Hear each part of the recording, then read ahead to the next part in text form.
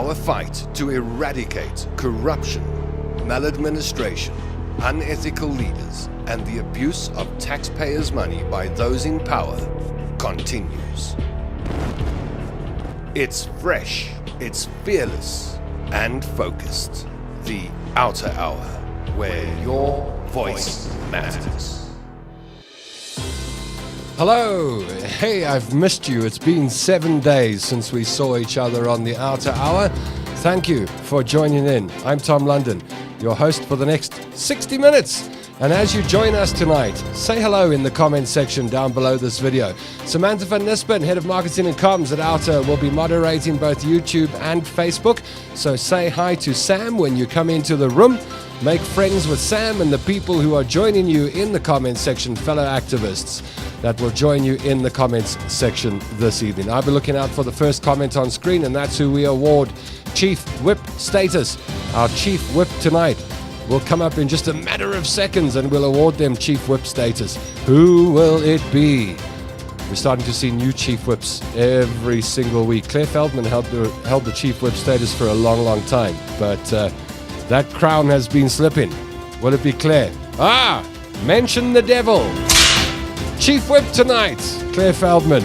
Denise Saul Jacobs, thank you for joining us. We'll say hello to more people as we join in tonight. I see Sampi Goosen is on board. Hello, Sampi. Meneer.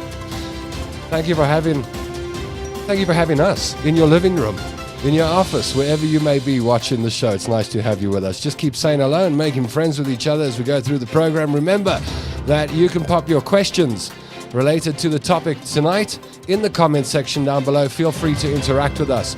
Our guest this evening is Dr. Ferial Adam. Ferial is the project manager for WaterCAN at Outer. If you've watched the show before, then you'll know what the WaterCAN project is, but if you haven't, we'll recap quickly and we'll give you an update on what WaterCAN is, and we'll let you know what the latest is with WaterCAN. But perhaps we should start off by having a general chat about the state of South Africa's water, and I'd like your input here as you watch the program tonight. What do you think the state of water is in your neck of the woods? What have you observed? What's coming out of your tap? Do you trust it? Are you worried? Do you have a river down the road like I do, and I've mentioned it before, where whenever there are heavy rains, the smell, the stench that comes from that river is indescribable. The only way to describe it is like you're standing next to a sewage farm. And sewage, E. coli, poo, is definitely part of the problem, because we've been reading in media in the last week or two more and more problems when it comes to water in South Africa. The ongoing issue down in Milnerton. I see the city of Cape Town saying that pumping sewage or effluent into the ocean is unavoidable. Is it? Are there problems that the city of Cape Town are glossing over? I mean, we know about the beaches in KZN. I'm still not sure whether you can swim in the ocean in the beaches in KZN. And that's not even starting to touch the various water treatment plants we've got around the country that are affected by load shedding. Load shedding kicks in again now. I think 8 o'clock is when we get it our side. And it just looks like one problem on top of another, and the problems compound.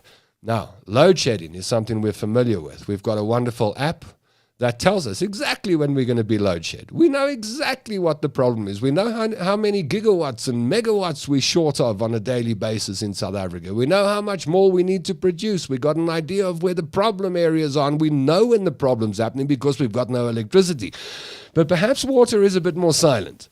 Perhaps with water, everything looks fine in your home, but all around you, it's crumbling. Let's ask someone who knows. Let's ask Dr. Ferial Adam and say hi to Ferial as she joins us this evening. How's it, Ferial? Good to have you with us.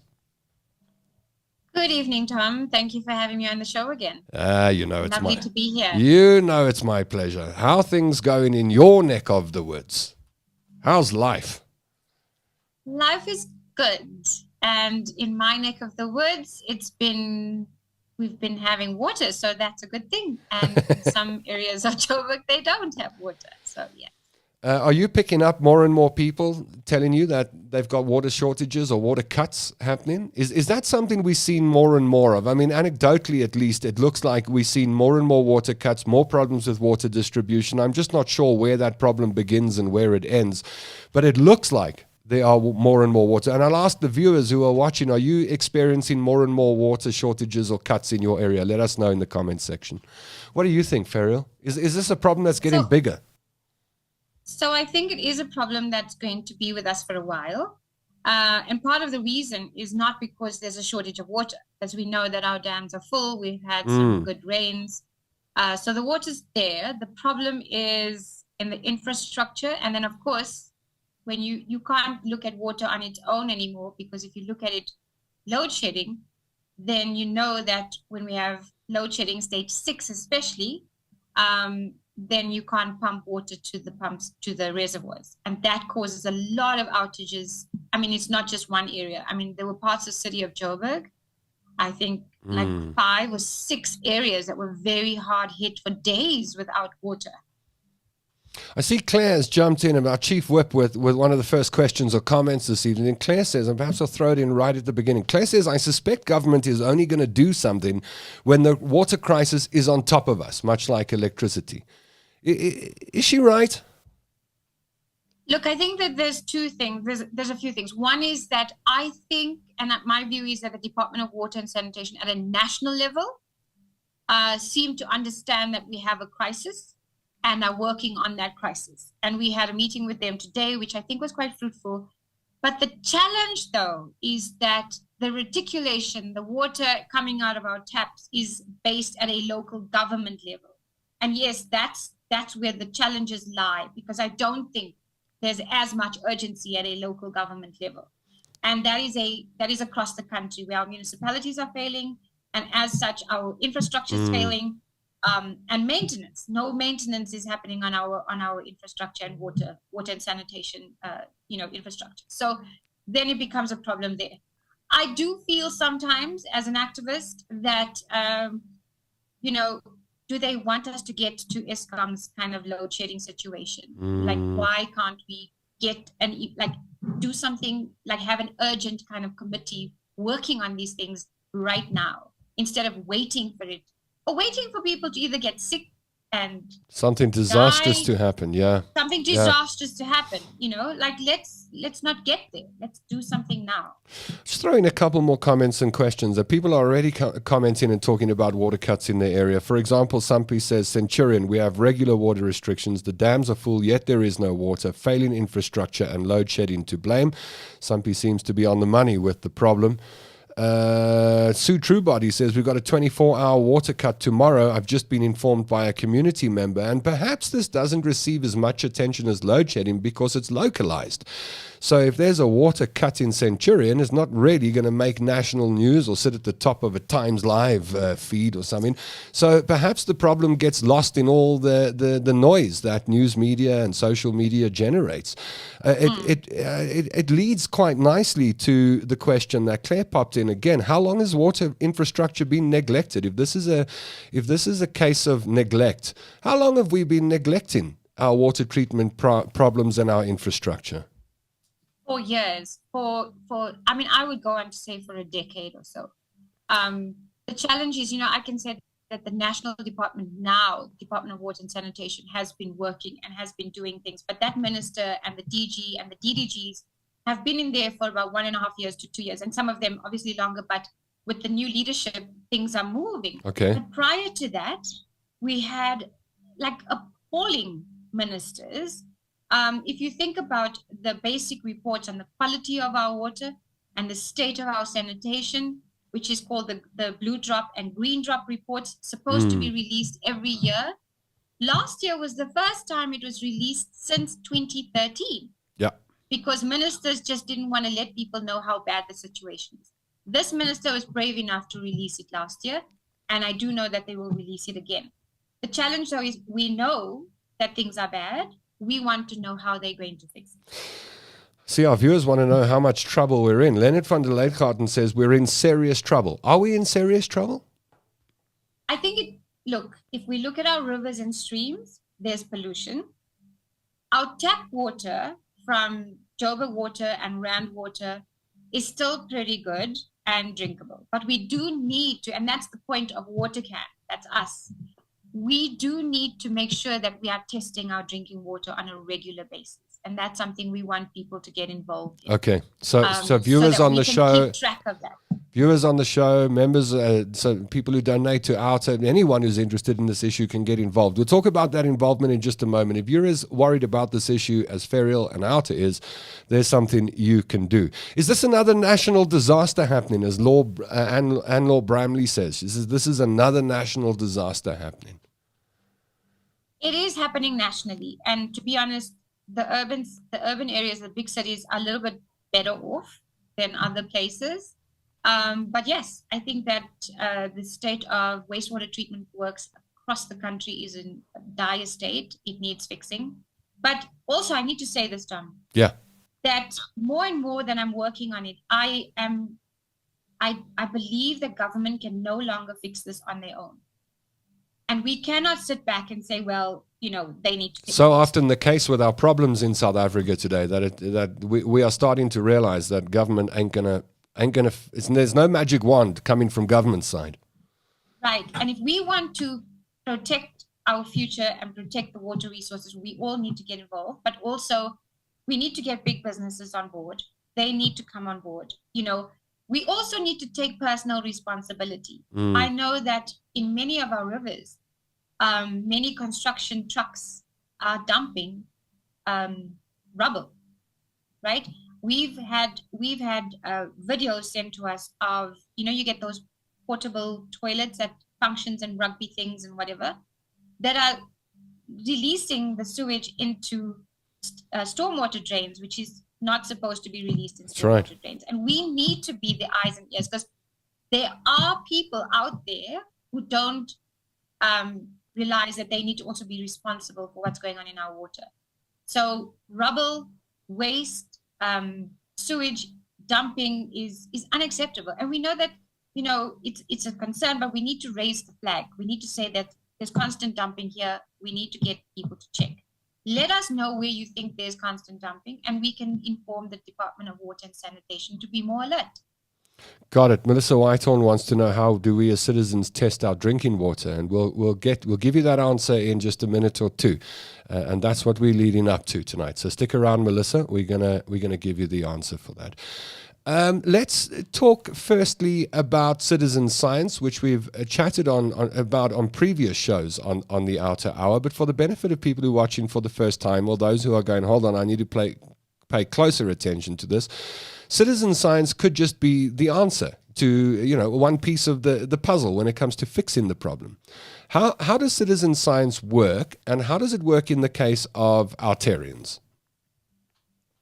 So citizen science is about ordinary people getting involved in understanding the science of water. So you don't have to understand the chemical, like this is H2O, blah, blah, blah. But it's about basically using the testing kits, it's monitoring, it's understanding that this, testing the water for whether the water drinking quality of the water. And we have a test kit that is easy to use. Now, citizen science is not new. It's been around for hundreds of years, in fact, even beyond that. And I think it has been really important in highlighting environmental issues.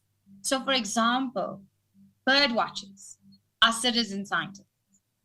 I'm saying amateur, but people who are astronomers watching, looking at stars, looking at all of these things, they are citizen scientists. So you get different types of citizen science areas, and we're saying that within water, we need to develop that network of people who are on the ground, who are willing to test water, who are willing to you don't have to even test water. You can be observing rivers. You can say, this river has been flowing irregularly. There's a smell in this river. The fish are dying. The plants don't look healthy. It doesn't have to be. You can also use environmental parameters. You're looking at things. You as a person who's lived in that area will know what the environment should look like. And anything abnormal should be a red flag. Tell us about WaterCAN. Right. So WaterCAN, an initiative of Outer, We look at water and the environment. So that's, it's quite big, but we've focused on water at the moment, given the strength, the challenges. And what we're trying to do is to build, I'm saying citizen science activists, water champions, water activists, whatever you want to call them. For me and Sure. for many of our team, it's the same kind of thing, where we can link up to people across the country to start telling us what's going on in water. But we also have these testing kits that have been developed by a laboratory in Free State, and it allows people to take very simple tests. I mean, if you've done a pH test in your life, you've got a few of the chemical parameters are just little dipsticks, and you dip it into the water. You have 2 additional tests which test the total coliform bacteria, and coliform bacteria is all kind of waste from animals, plant matter, as well as humans. That's all the bacteria comes under total coliform. But then we also have a plate that can tell you levels of E. coli in the water. So that E. coli is from the human gut. It's human waste, it's sewage. And this test kit is we do not sell it. We do have some that we give out at our events and events that we're working with. We want to get to a point where people can find funding and purchase these kits from us, or we purchase it and we give it to you at the same price, but we can courier it. And that's what we need. We also, that would help, because if people can afford to donate to WaterCAN so that we can buy more and test in areas where people don't have money, that would be great.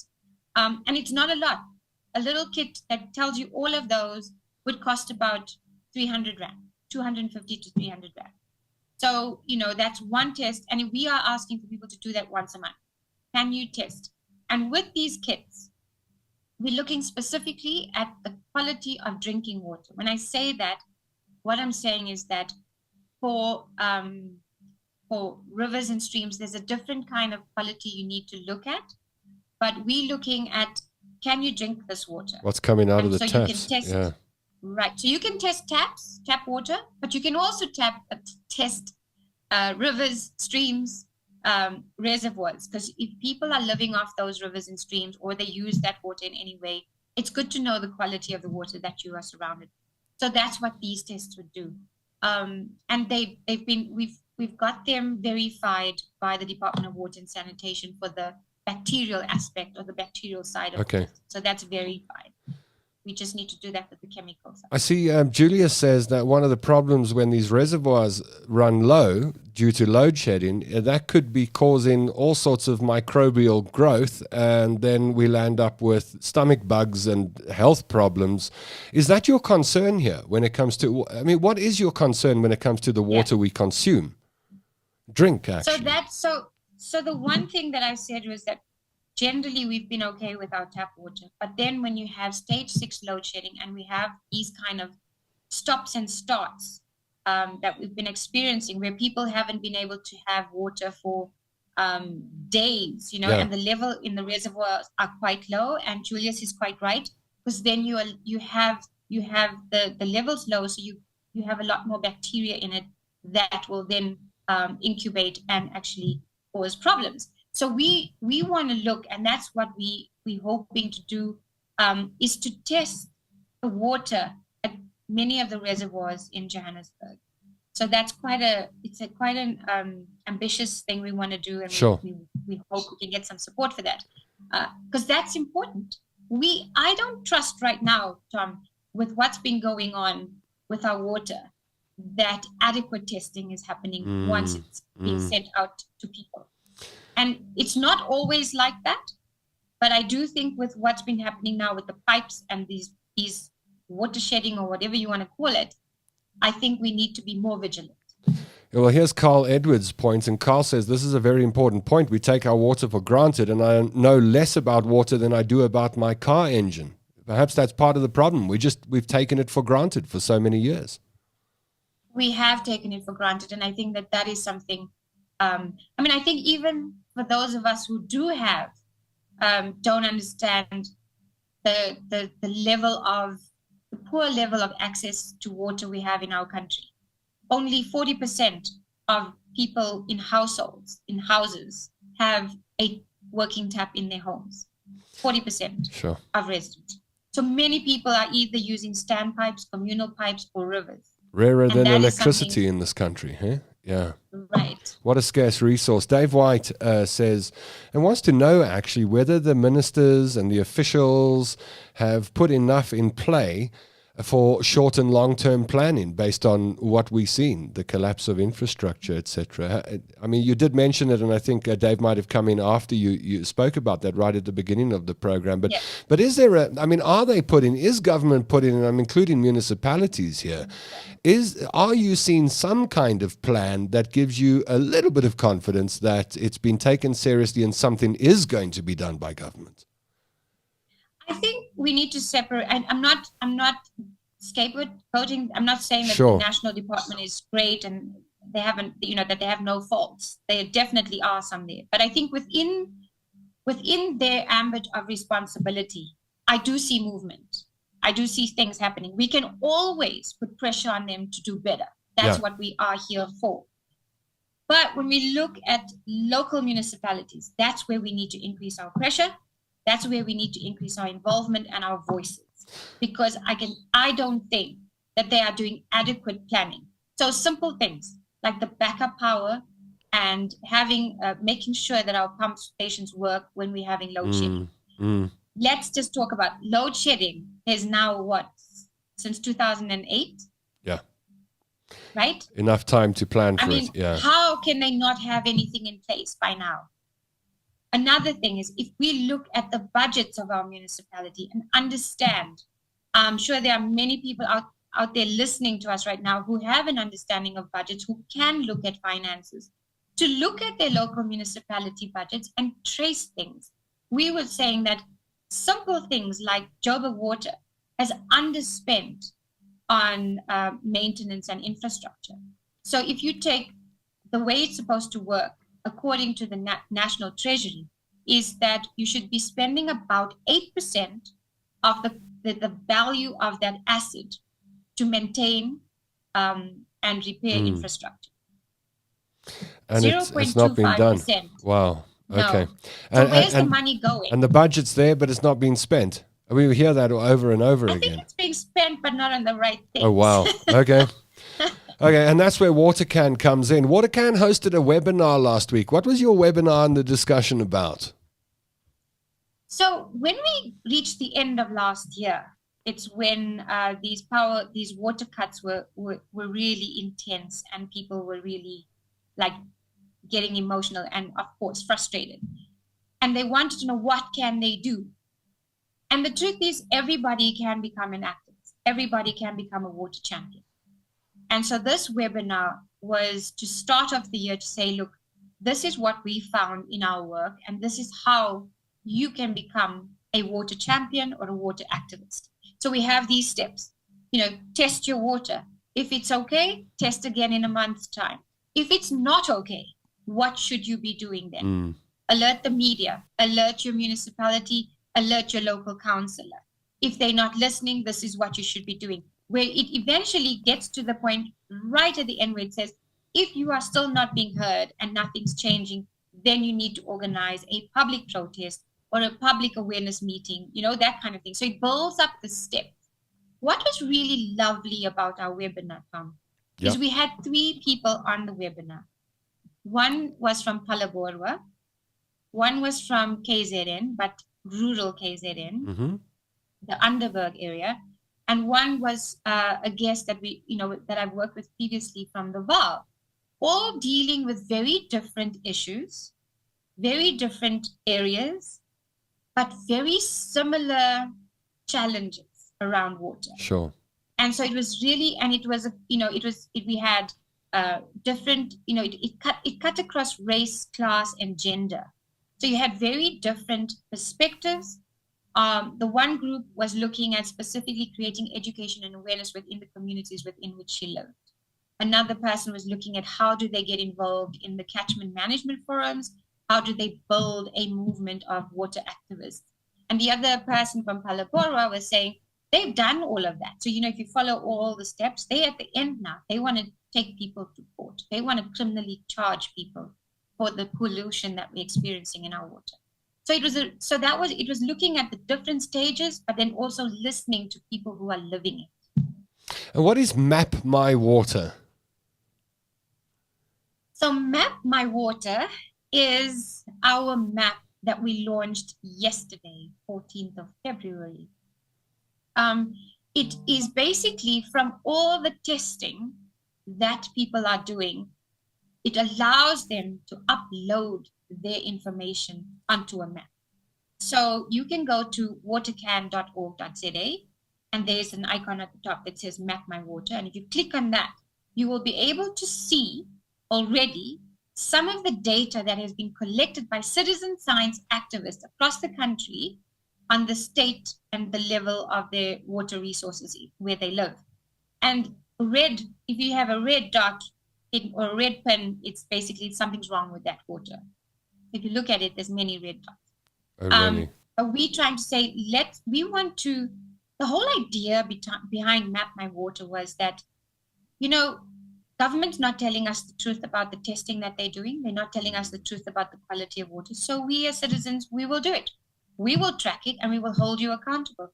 A case in point, Tom, is Durban in December, when the municipality said the water's great, everyone can come and swim.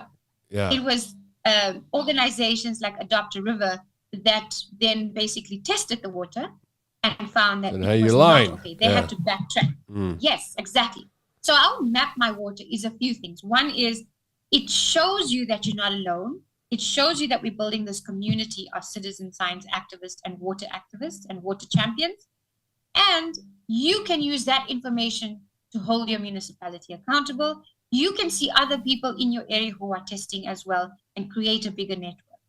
So that's the whole purpose. And at the very least, know how safe the water is in your area. At the moment, got no idea. And if you see that there are areas that have not been tested, then we need your help to get that water tested. And who can take part in Map My Water? Everyone. Like everyone. We've had, we would like to have people who are committed to test for a year or longer. Like, you can try to find funding as an organization, as a residents association, as an environmental organization. Try to get funding for a year to test the water around you. But if you can't and you just want to know once off what's your tap water like, or every now and again want to test your tap water, then you can do it in your house. You get a kit and you do it. How do you get a kit? So there's a few ways to get the kit.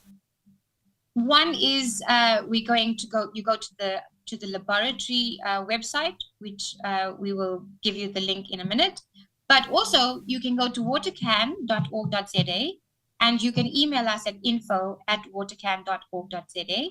We're working on the button, Tom, where you can order the kit from the site. Bear with us while we build this. This will happen by the end of March. Okay. In the meantime, you can send us an email saying you're interested, and also at the same time, let us know if you can purchase it, and then we can work around those issues and send it to you. So we then courier right to your door. So if I send you an email tonight and say, "Hey, Ferial, I'm interested in this," and I end up getting a kit, and I test my drinking water that's coming out of my tap, what do I have to do next? I mean, how do I upload the data? Is it difficult? Is it easy? So it's very easy, but before we get there, when you say you're interested, we'll ask you, what do you want to test? Have you noticed any environmental problems? What is the curiosity around testing? Then we would say, okay, there's a video online that allows you to train yourself to test. You need to watch that video and say, okay, I feel comfortable to test. And then you will go out and test. Generally, you would take your phone with you in some places. Please don't go alone. Obviously, we stress safety. Sure. Not only because of being lost somewhere on the river, but also the floods. I mean, you've got flash floods and people get washed away. So there are those concerns. And we're saying then you can log onto the WaterCAN Map My Water. So it allows you to sign on or log in if you have an account already. And then it's simple. It will show you all the tests that you do. It will bring up the tests, and you just click on the number or color that you think the strip correlates to. And it's as simple as a multiple choice question. And then you very easy to submit. Very easy to participate. Yeah. It's very easy. The bacterial tests take a little bit longer because you've got to incubate it, and there's clear instructions of how to do that. But you will then be given a reminder to say, please upload your bacterial information. Okay. Got it. Terry van der Walt says big business should sponsor the kits. And I know that you mentioned corporate sponsors a little earlier on, and you never know who's watching and who gets exposed to this show. If someone is involved in a big company in the CSI department or interested in the state of water just as an average South African, but they've got a nice position in a business, how can corporates get involved in this? And can corporates sponsor kits? Yes, we'd love them to. I mean, I think that it's also about building the activists around them.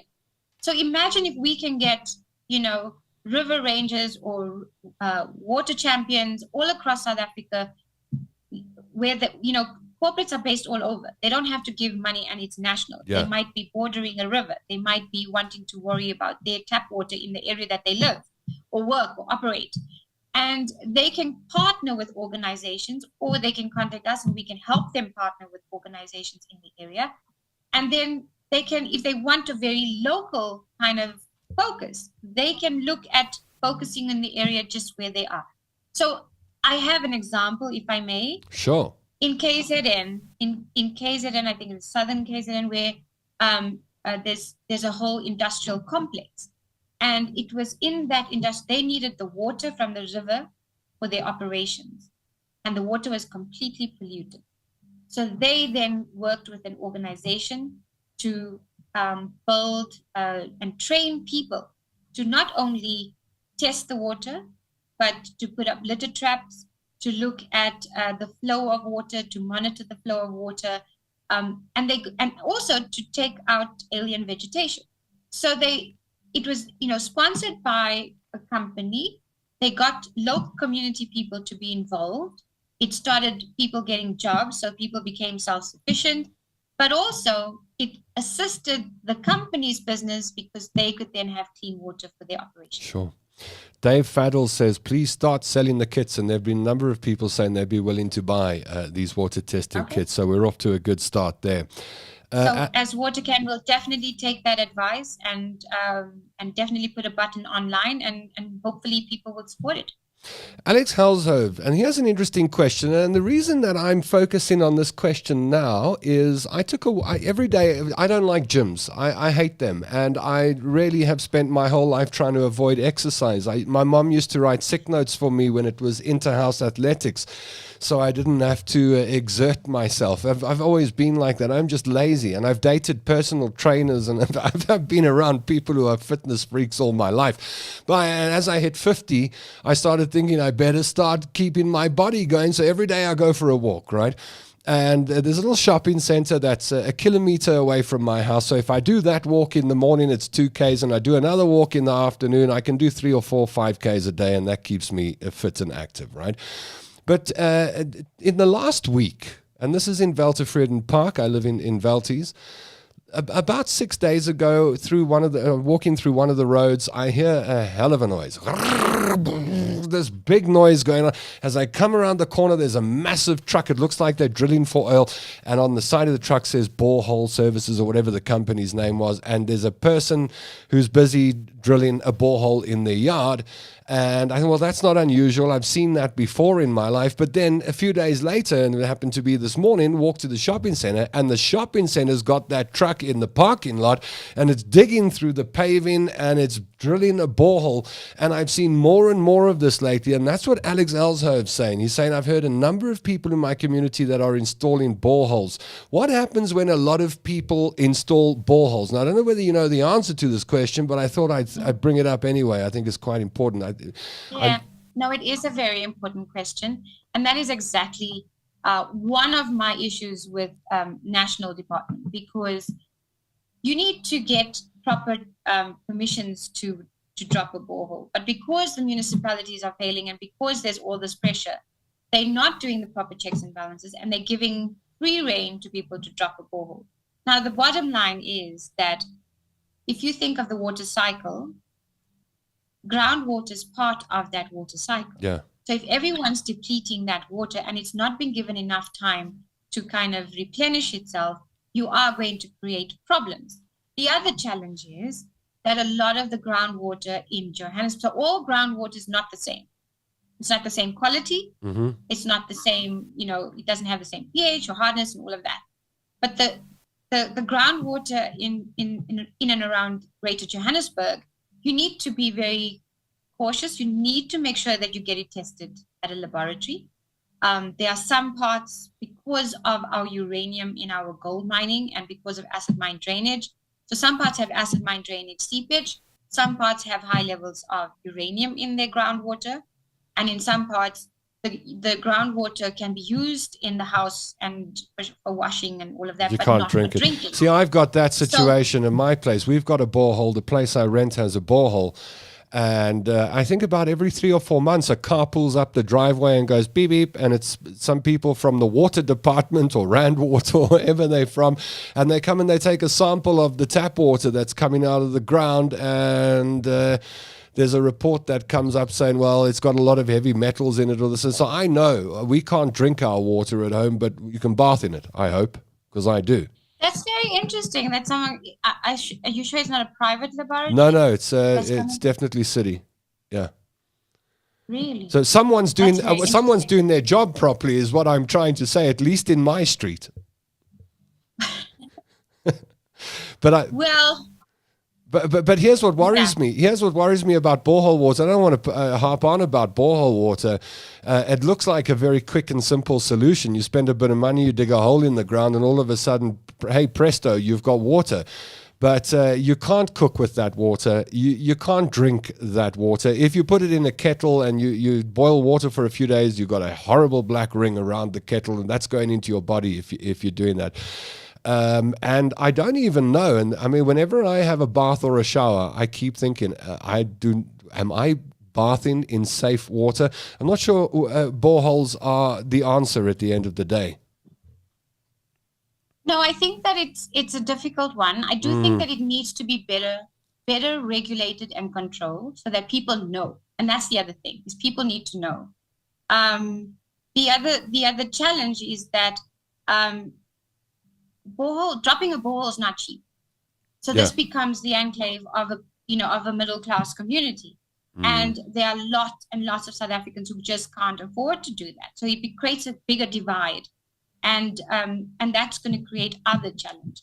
Sure. Christo Fanta says we can live without electricity, but we cannot live a day without water. And I think that's what makes this such an important issue. Mm-hmm.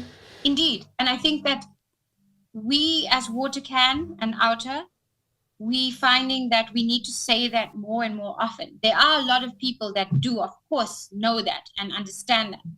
But we need to say that more and more often so that it actually sinks in and people realize. Let's take Cape Town, for example, when they were having day zero. Yeah. There was so much concern about water and people did amazing. Can I tell you how much concern I saw? Because I was... oh boy, I don't know how much I can say on the show about my personal life, but I was dating an FHM model at the time, and I took her on a weekend down to Simonstown.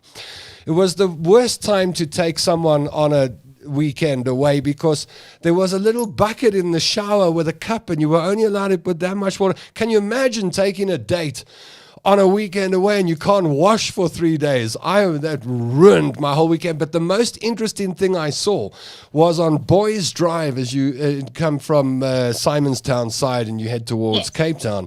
Boys Drive, there was a 2 million rand Range Rover parked on the side of Boys Drive, and then about 30 meters of hose pipe. Someone had found an aquifer or a little, something in the side of the road, the mountain there, and plugged the hose pipe in, and they had these bottles, and it sounds funny now. It almost sounds comical.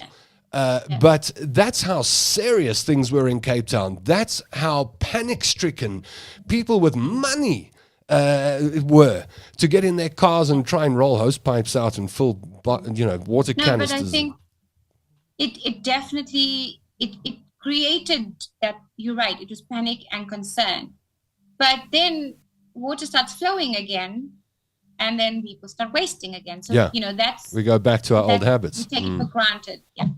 How much of this can we, so firstly, when it comes to a problem like this, and I look at it just as objectively as I can, government has to pull up their socks. That we know. And I mean, that goes without saying in South Africa. But when it comes to consumption, both on electricity and water, but let's talk about water for a second. Perhaps as South Africans, and maybe people are going to shoot me down for saying this, but perhaps as South Africans, we've had a laissez-faire affair with water. You open the tap, it comes out, it doesn't cost much. There's, for decades, we've never really, as South Africans, gone, we better conserve and we better watch our usage. I mean, I don't know how many South Africans know how many liters of water they consume in their household on a daily basis. Do we need to become more vigilant? Is that another, the other side of the solution, that as we become more water wise, as we become more sparing when it comes to our use with water, that helps as we try and find solutions? How much do we have to do as South Africans? No, I think we need to do more, and that's what WaterCAN is saying. I don't want to shift the blame, but I am saying, what can we do? For sure. Yeah. No, for sure, and I think that sometimes it's hard to, I'm a water activist, but I can't tell you how much water I've used today, right? So and I think I am mindful. So it's about being mindful of the water that we use and not wasting. But also it's about becoming more observant and so that's what WaterCAN is saying. Activism shouldn't be about feeling guilty. It shouldn't be about pressure. It should be about a natural thing that we do. And that is whether we test water, we monitor water resources, and we can create an alert if anything is going wrong. The challenge we have, Tom, and I do think that there's a lot of people out there who want to do that and who are willing to do that. And we want them to come on board and join WaterCAN. But when you look at what's going on at a local government level, people feel as if their little contribution is not going to make a difference. Doesn't fix the problem. So it doesn't. So if you look at our municipalities, and if you think about the fact that there's a 40% loss of water, of clean drinking water, because of leaks and because of, a whole range of other problems. Yeah. It's a lot of water. So people then think, well, then why should I, do something? But my stress is that every little bit counts. And today, we may be 10 WaterCAN activists, but we want to get to a point where we are hundreds of thousands of WaterCAN activists across South Africa. Yeah. And that's when you will be more mindful. It's when you have let's take climate change, for example, right? When we started talking about climate change, everyone thought we were crazy. They didn't want to listen. They were listening to the spin and the fake news. Now, everyone is very much aware of climate change. So there's an awareness, and with the numbers, you grow a kind of a passion for that. And that's what we need to do as WaterCAN. Yeah, I think build that passion, build the numbers. I think we're becoming a bit smarter when it comes to the environment and our consumption. I'd like to think we are. I mean, I think of King Charles. He was warning about this kind of stuff 30 years ago, and people said he was eating Fruit Loops for breakfast and it affected his brain. People still think he's a bit loopy, I suppose, but he was on the money when it came to the environment. And people have been ringing the bells for years and years and years. It seems that only when it affects us in our own home that we really start becoming conscious about it. I mean, if you take load shedding, for example, I think more and more people know what the TV consumes now and how much electricity they need for, what kind of inverter they need. And people understand what a watt is and a kettle is 1,000. We didn't know that a couple of years back, and all of a sudden we do. I've got this horrible suspicion that if we don't fix the water crisis in our country, we're all going to start thinking like that and living like that, which isn't the best way to live. Being conscious is good, but not not waiting for a crisis. Claire Feldman says, I do believe that because water quality cannot be seen by the naked eye, government thinks that they do not need to do anything. I think that's a great point. I mean, electricity, we know when it's off, but water, it could be something wrong with it and it looks just as clean as it did yesterday. Yeah, I think that is a point. I think that is why we have to test the water as citizens. That is exactly the point of WaterCAN, is that we must hold them accountable. And that's also part of our democratic right. Yeah. To say that, okay, if you're not going to or they are testing and they're not letting us know the results, we will test and we will hold them accountable. Sure. Starting point. Eh? Jeff P. Scott says, Map My Water sounds like a great initiative. You've got someone on board there. John Colvin asks a question. I'm wondering whether it's not a rhetorical question. It's got 2 question marks. How many dams has the government built since 1994? And I don't know. I don't know the numbers, but I think that there have been small dams that have been built. So I know that there are about 5,000 dams. So most of them are private dams and farm-owned dams. But in terms of big, large infrastructure, I don't think South Africa's built. I think maybe it might be 1 or 2. I could be incorrect.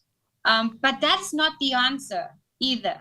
And that's one of the things we're fighting with. In fact, talking about dams, last year's Auditor General's report basically highlighted that not enough maintenance has been done on our dams and dam walls. It's the same old song. Right. So, and that includes the mining company dams. And we saw those 2 dam walls burst last year and affect many, many people. God help us if the Vaal Dam ever does something like that, then we're all in trouble, aren't we? So it is a concern. But I think that the way things are working in terms of environment is that we need to move away from big, large infrastructure and look at more decentralized, local kind of, that's the same kind of thing that we're saying about renewable energy, Sure. The same kind of thing we're saying about water. But having said that, is that we have a government that seems to be obsessed with the big. And we stuck in the 70s idea of what infrastructure should be rather than where we are right now and working with smaller and decentralized and better. The times have changed and innovation is the name of the game. Paul Rathbone says municipal managers should be criminally charged for poor water quality. And I wanted to bring this up because I wanted to ask you, what role do municipal managers play in either creating the problem or fixing the problem? I absolutely 150% agree with that comment, because the bottom line is if ordinary people or national department take a local municipality to court for sewage pollution and charge them, which we've seen happening over the last while, there have been a few examples of that. So, for example, charging a municipality 10 million rand for the sewage. That 10 million rand is actually our money. It's the taxpayers' money that we are paying in rates and services to the municipality. Why must we be punished for their delivery? So we're saying the buck must stop with the municipal managers. Unless we get to a point where we're criminally charging the municipal managers, things will just carry on. Think about it. If I'm working at a municipality, I'm not doing my job. But when people sue us or take us to court, it's the whole municipality. Yeah. I don't pay anything. My salary still comes in. I don't care. It's not going to change anything. But when people realize that they are responsible and we will criminally charge you as a municipal manager, there will then be some level of efficiency and experts will be wary of their jobs. Claire's brought up another issue, and it's the first time I've seen this come up in the conversation, and that is acid mine drainage. And I'm bringing this up for our Johannesburg residents in particular, because we know that a lot of mines have been decommissioned, and if I'm correct in saying, and I think I'm correct in saying that when you have a mining license, attached to that are conditions when it comes to pumping water in and out of those mine shafts, etc. And we don't know if that's been done. Look at what happened with Aurora, and look at Grootvlei and these mining houses that have left and just abandoned the properties, left the workers all alone. Is acid mine drainage something that's on your radar?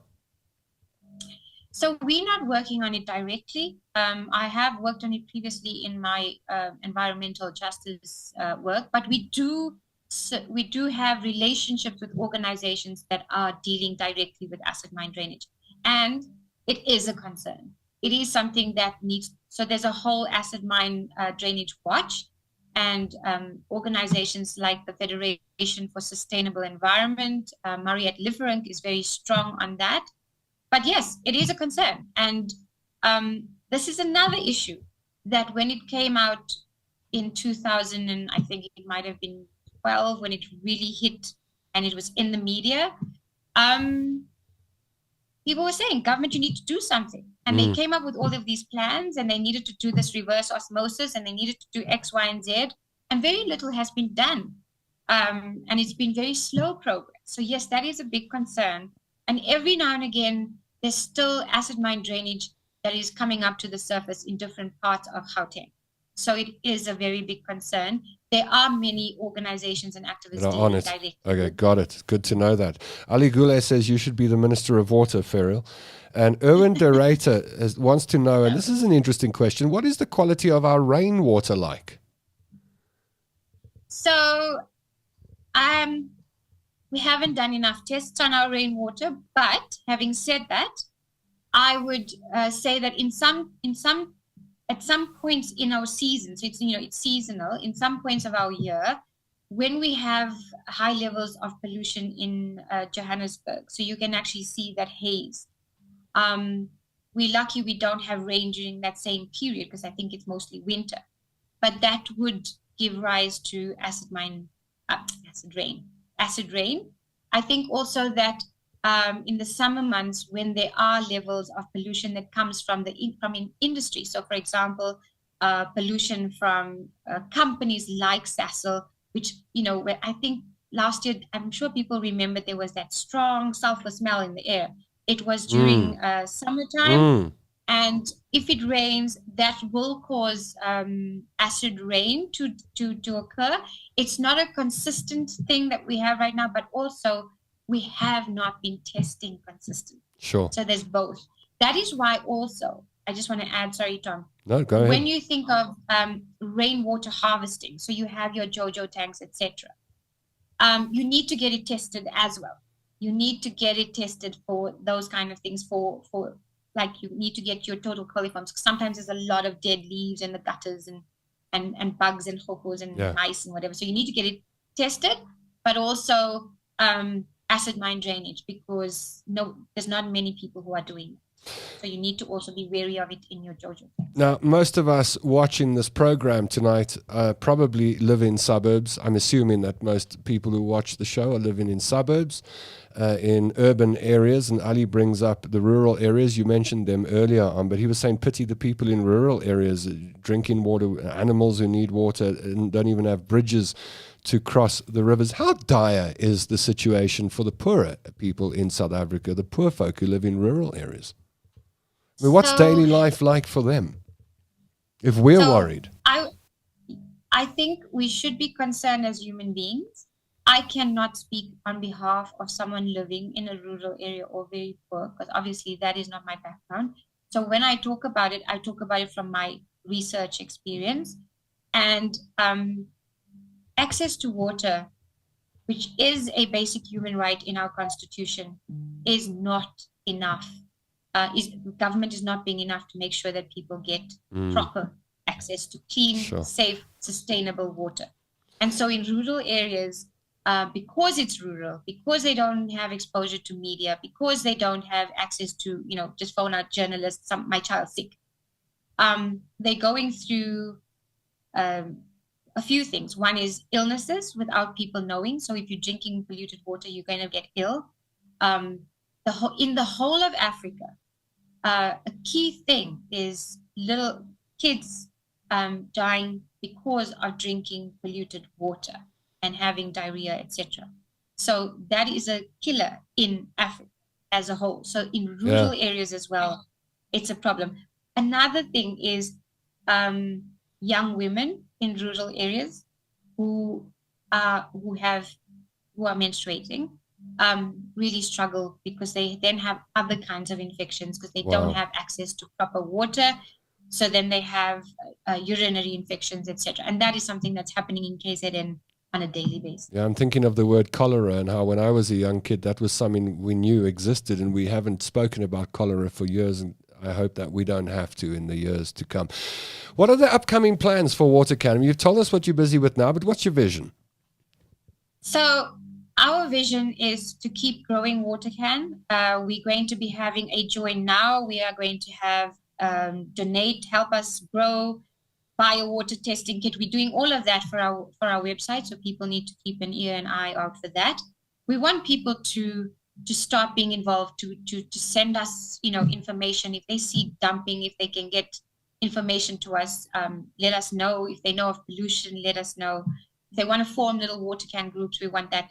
But in terms of our plans, we want to have a focus on International Day of Action on Rivers, 4 Rivers, which is the 14th of March.